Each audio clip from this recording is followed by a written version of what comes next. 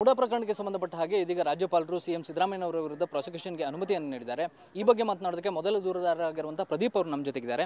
Sir, ಈಗ ಒಂದು ಲೆಕ್ಕದಲ್ಲಿ ರಾಜ್ಯಪಾಲರು ಅನುಮತಿಯನ್ನು ಕೊಟ್ಟರು, ಮುಂದೆ ಕಾನೂನು ಹೋರಾಟ ಯಾವ ರೀತಿ ಇರುತ್ತೆ? ಅಲ್ಲ, ಈಗ ಅವರು ನಮಗಿರೋ ಮಾಹಿತಿ ಪ್ರಕಾರ ನೋಟಿಸನ್ನ ಚಾಲೆಂಜ್ ಮಾಡಬಹುದು. ಸೊ ಹಾಗಾಗಿ ನೋಟಿಸನ್ನ ಚಾಲೆಂಜ್ ಮಾಡ್ತಾರೆ ಅನ್ನುವ ಕಾರಣಕ್ಕೋಸ್ಕರ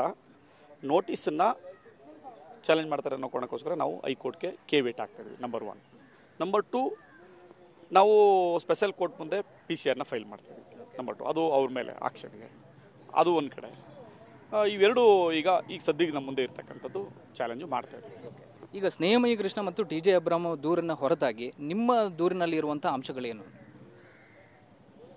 ಸ್ನೇಹಮಯಿಗೂ ಅವ್ರಿಗೆ ನನಗೆ ಗೊತ್ತಿಲ್ಲ. ಅದ್ರ ಬಗ್ಗೆ ನನಗೆ ಅವ್ರ ದೂರುಗಳ ಬಗ್ಗೆ ನನಗೆ ಗೊತ್ತಿಲ್ಲ, ನನಗೆ ಮಾಹಿತಿನೂ ಇಲ್ಲ. ಕೊಟ್ಟಿದ್ದಾರೆ ಅಂತ ನಾನು ತಿಳ್ಕೊಂಡಿದ್ದೀನಿ ಹೊರತು ನನಗೆ ಅದ್ರ ಬಗ್ಗೆ ಮಾಹಿತಿ ಇಲ್ಲ. ನನ್ನ ದೂರಿನಲ್ಲಿ ಸ್ಪಷ್ಟವಾಗಿ ಹೇಳ್ತೇನೆ, ಅವ್ರು ಏನು ಡಿನೋಟಿಫೈ ಮಾಡಿದ್ರು ಅಲ್ಲಿಂದ ಅವ್ರ ಪಾತ್ರ ಶುರುವಾಗಿ, ಮಾನ್ಯ ಸಿದ್ದರಾಮಯ್ಯನವ್ರದ್ದು ಪಾತ್ರ ಶುರುವಾಗಿ ಅವರು ಏನು 50-50 ಅನುಪಾತದಲ್ಲಿ ಸೈಟನ್ನು ಬೆನಿಫಿಟ್ ಆಗಿ ಪಡ್ಕೊಳ್ತಾರೋ ಅಲ್ಲಿವರೆಗೆ ಅವ್ರ ಪಾತ್ರ ಕೈ ಕಾಣಿಸುತ್ತೆ. ಯಾಕೆ ಕಾಣಿಸುತ್ತೆ ಅಂತಂದರೆ ಕೇವಲ ಅಧಿಕಾರದಲ್ಲಿದ್ದರೆ ಅನ್ನೋ ಕಾರಣಕ್ಕೋಸ್ಕರ ಅಲ್ಲ.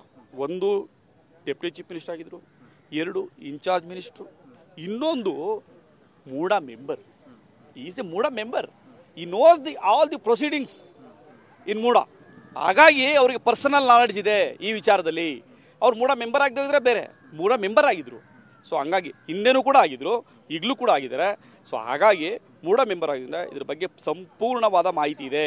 ಅವರ ಹೆಂಡತಿಗೆ ಮತ್ತು ಬಾಮೈದನಿಗೆ ಆ ಪ್ರಾಪರ್ಟಿನ ಕೊಡಿಸುವಲ್ಲಿ ಬಹಳ ನಾಜೂಕಾದ ಎಲ್ಲ ಕ್ರಿಮಿನಲ್ ಇಂದ ಅವ್ರು ಮಾಡಿದ್ದಾರೆ.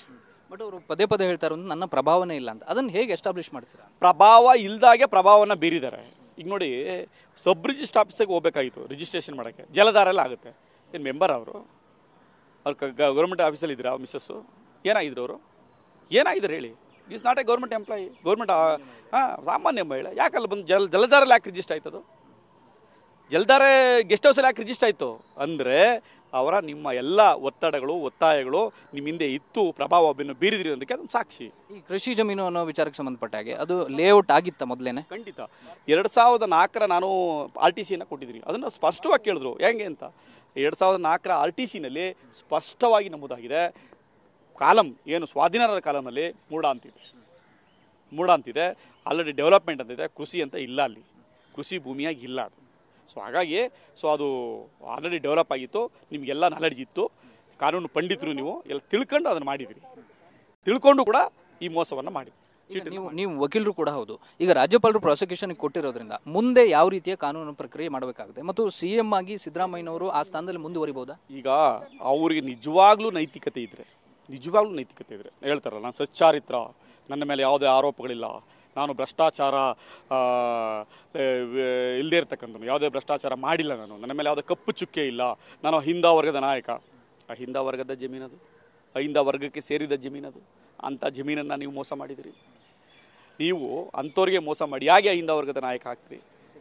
ನಿಮಗೆ ನಾನು ಸಚ್ಚಾರಿತ್ರ ಅಂತ ಹೇಳ್ಕೊತಿರಲ್ಲ, ಆ ಸಚ್ಚಾರಿತ್ರ ಆಗಿದ್ರೆ ಇದರಿಂದ ಆರೋಪ ಮುಕ್ತರಾಗಬೇಕು ಅಂದರೆ, ನ್ಯಾಯಸಮ್ಮತವಾದ ತನಿಖೆ ಆಗಬೇಕು ಅಂದರೆ ನೀವು ರಾಜೀನಾಮೆ ನೀಡಿ. ಅಲ್ಲ, ಈಗ ಪ್ರಾಸಿಕ್ಯೂಷನ್ಗೆ ಅನುಮತಿ ಕೊಟ್ಟಿರೋದ್ರಿಂದ ತಕ್ಷಣ ಲೋಕಾಯುಕ್ತ SP ಮೈಸೂರು ಅವರು ತನಿಖೆನ ಪ್ರಾರಂಭ ಮಾಡಬೇಕಾ? ಯಾರು ಮಾಡಬೇಕು? ಮೈಸೂರು ಲೋಕಾಯುಕ್ತರೇ ಮಾಡಬೇಕು. ಅದನ್ನ 2 ಮಾತಿಲ್ಲ, ಅವರೇ ಮಾಡಬೇಕು. ಸೂಕ್ತವಾದ ತನಿಖೆ ಮಾಡಿ ಎಲ್ಲೆಲ್ಲಿ ಏನಾಗಿದೆ, ಯಾವ ರೀತಿ ಲ್ಯಾಕೂನ್ ಆಗಿದೆ, ಯಾವ ರೀತಿ ಮೋಸ ಆಗಿದೆ, ಯಾವ ರೀತಿ ಚೀಟ್ ಆಗಿದೆ, ಯಾವ ರೀತಿ ಬೆನಿಫಿಟ್ ಆಗಿದೆ ಸಿದ್ದರಾಮಯ್ಯನವ್ರಿಗೆ, ಸೂಕ್ತವಾದ ತನಿಖೆ ಮಾಡಿ FIR ಹಾಕಬೇಕು.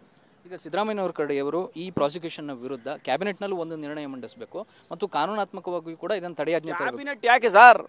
ಕ್ಯಾಬಿನೆಟ್ಗೂ ಇದಕ್ಕೂ ಸಂಬಂಧ ಏನೋ? ಸಿದ್ದರಾಮಯ್ಯ ಬಂದಿರತಕ್ಕಂಥ ವೈಯಕ್ತಿಕವಾದ ತೀರ್ಮಾನ ಇದು. ಕ್ಯಾಬಿನೆಟ್ಗೂ ಇದಕ್ಕೂ ಸಂಬಂಧ ಏನಿದೆ? ರಾಜ್ಯದ ನಿರ್ಧಾರನಾ? ರಾಜ್ಯಕ್ಕೆ ಸಂಬಂಧಪಟ್ಟ ಡಿಸಿಷನ್ ಇದು ಅಲ್ಲ. ಇದು ಅವ್ರ ವೈಯಕ್ತಿಕವಾಗಿ ಅವ್ರ ಮೇಲೆ ಬಂದಿರತಕ್ಕಂಥ ಆರೋಪ. ಆ ಆರೋಪಕ್ಕೆ ಕ್ಯಾಬಿನೆಟ್ ಹೆಂಗೆ ಡಿಸಿಷನ್ ತಗೊಳ್ತಾ? ತಪ್ಪದು. ಅದು ಅನ್ಕಾನ್ಸ್ಟಿಟ್ಯೂಷನಲ್. ಕಾನ್ಸ್ಟಿಟ್ಯೂಷನ್ ಎಗೇನೆಸ್ಟ್ ಅದು. You take action. This is unconstitutional decision. ಅಂದ್ರೆ ಕ್ಯಾಬಿನೆಟ್ನಲ್ಲಿ ಚರ್ಚೆ ಆಗೋದೇ ತಪ್ಪಿದು. ಅದ್ರ ಬಗ್ಗೆ ಚರ್ಚೆ ಮಾಡ್ತಿರ್ತಕ್ಕಂಥ ತಪ್ಪು. ಇದು ಪರ್ಸನಲ್ ಗೇನ್. ಇದು ಅವ್ರ ಮೇಲೆ ಆಗಿರ್ತಕ್ಕಂಥ ಗುರುತರವಾದ ಆರೋಪ. ಇದು ಸಿದ್ದರಾಮಯ್ಯನವರು ಬಂದ್ರೆ ಅದನ್ನು ಕ್ಯಾಬಿನೆಟ್ ಡಿಸಿಷನ್ ತಗೋದೇ ಅಂದರೆ ಕ್ಯಾಬಿನೆಟ್ಗೂ ಇದು ಸಂಬಂಧ ಏನು? ಕ್ಯಾಬಿನೆಟ್ ನಿರ್ಣಯ ಆಗಬೇಕಾಗಿರ್ತಕ್ಕಂಥದ್ದು ಈ ರಾಜ್ಯದ ಸಮಸ್ಯೆಗಳು, ಈ ರಾಜ್ಯದ ಅಭಿವೃದ್ಧಿ, ಈ ರಾಜ್ಯದ ಇಶ್ಯೂಗಳು. ಇವರು ಪರ್ಸನಲ್ ಇಶ್ಯೂಗಳಲ್ಲ, ಇದು ಪರ್ಸನಲ್ ಇಶ್ಯೂ. ಇವ್ರು ಪರ್ಸನಲ್ ಇಶ್ಯೂನ ಕ್ಯಾಬಿನೆಟಲ್ಲಿ ಡಿಸಿಷನ್ ತಗೋತಾರೆ. ಅವತ್ತು ಮೀಟಿಂಗ್ ನೋಟಿಸ್ ಕೊಟ್ಟರೆ ರಾಜ್ಯಪಾಲರು, ಅದಕ್ಕೆ ಒಂದು ಮೀಟಿಂಗ್ ಕರೀತಾರೆ. That is also ಅನ್ಕಾನ್ಸ್ಟಿಟ್ಯೂಷನ್. ಇವತ್ತು ಕರೀತಾರೆ, ಸಾಯಂಕಾಲ ಕರೀತಾರೆ, ದಟ್ ಈಸ್ ಆಲ್ಸೋ ಅನ್ಕಾನ್ಸ್ಟಿಟ್ಯೂಷನ್. ಸರ್, ಇದ್ರ ವಿರುದ್ಧ ನೀವು ಮುಂದೆ ಕಾನೂನಾತ್ಮಕವಾಗಿ ಎಲ್ಲ ಹೋರಾಟ ಮಾಡಿ? ಖಂಡಿತ ಹೋರಾಟ ಮಾಡ್ತೀನಿ ಬ್ರದರ್, ಖಂಡಿತ ಮಾಡ್ತೀವಿ. ಎಲ್ಲ ಸಿದ್ಧವಾಗೇ ಮಾಡಿರೋದು. ಖಂಡಿತ. Thank you. ಇದಿಷ್ಟು ಮೊದಲ ದೂರುದಾರರಾಗಿರುವಂತಹ ಪ್ರದೀಪ್ ಕುಮಾರ್ ಅವರು ಹೇಳ್ತಾ ಇರುವಂತಹ ಮಾತು. ಕ್ಯಾಮರಾ ಪರ್ಸನ್ ರಮೇಶ್ ಜೊತೆ ಪ್ರಸನ್ನ ಗಾಂವ್ಕರ್, TV9 ಬೆಂಗಳೂರು.